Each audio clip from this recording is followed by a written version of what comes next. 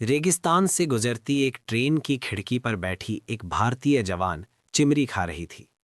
सफर के अंत में बचा हुआ आखिरी टुकड़ा उसने यूं ही रेत पर रख दिया, बिना किसी उम्मीद के। उसी रात आसमान ने रहमत बरसाई। तेज बारिश हुई और रेत में पड़ा वो छोटा सा टुकड़ा नमी पाकर एक नन्हे पौधे में बदल गया। रेगिस्तान के बीच जिंदगी की एक हल्की सी सांस उभर आई। कुछ दिनों बाद वही जवान फिर उसी रास्ते से लौटी। खिड़की से बाहर देखा तो वही छोटा पौधा तीखी धूप में मुरझाता दिखा। उसका मन नहीं माना। वो तुरंत ट्रेन से उतरी।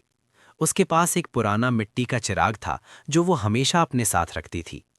वो पास के पुराने हैंडपंप तक गई, चिराग में पानी भरा और धीरे धीरे उस सूखते पौधे की जड़ों में डालने लगी। हर बूंद मानो उस पौधे में नई जान भर रही थी। समय बीतता गया। महीनों की देखभाल के बाद वही नन्हा पौधा एक सुंदर हरा भरा चिमरी का पेड़ बन गया। जब जब जवान उस रास्ते से गुजरती, पेड़ को देखकर मुस्कुरा देती। उसे लगता था जैसे उसने रेगिस्तान में उम्मीद का एक बीज बो दिया हो। लेकिन एक रात पास के गांव का एक लालची लकड़हारा वहां पहुंचा।